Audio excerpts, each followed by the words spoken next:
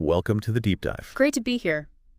Today we're doing something a bit different, looking at your Scorpio horoscope, specifically for May 13th, 2025. Yeah, like a personalized cosmic weather report for the day. Exactly. We'll touch on the big themes, love, career, health, all that. And we'll look at the planetary energies shaping things for you then. Okay, so let's dive right in. It sounds like there's some interesting tension. The sun's in Taurus, which is about partnership, right? Finding common ground. That's right. It pulls focus towards your one-on-one relationships, seeking stability there. But then Pluto, your ruler, is retrograde in Aquarius. That usually means, well, duper stuff, maybe letting go. Precisely. Pluto retrograde is a powerful nudge for internal transformation.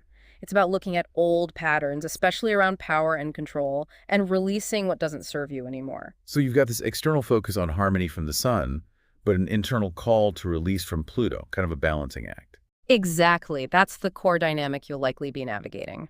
How to connect authentically while also doing that necessary inner work. And throwing another ingredient into the mix, Mars in Leo. That sounds like pure ambition. It definitely fuels that. Mars in Leo brings a desire for recognition, for making your mark.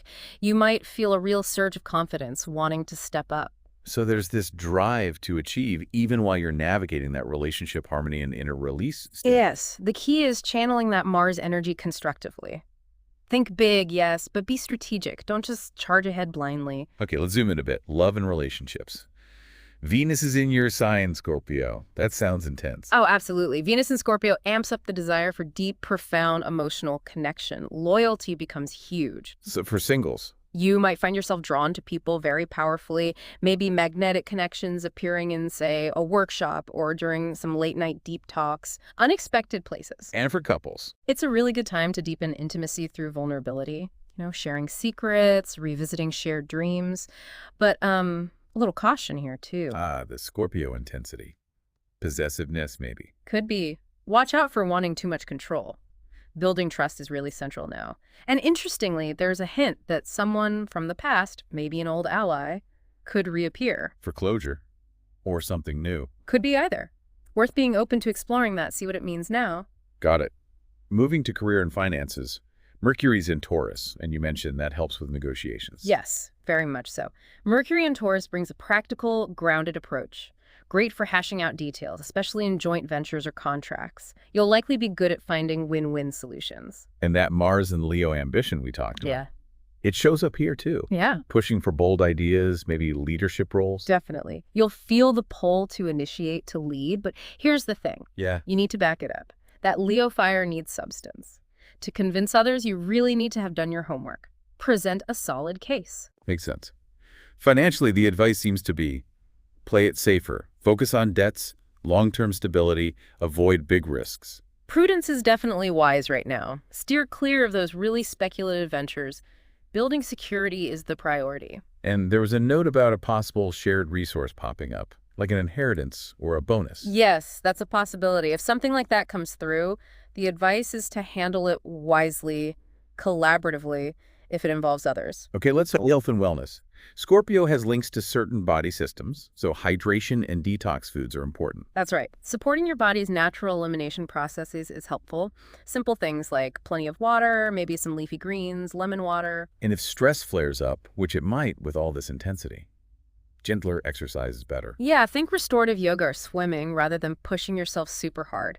Stress can lead to fatigue now. Also saw recommendations for journaling, for getting emotions out. A great tool. Scorpio energy runs deep, and journaling can help process emotions that might otherwise stay hidden or build up. And protecting your energy, setting boundaries. Crucial. With these intense energies, you need to be mindful of who or what drains you.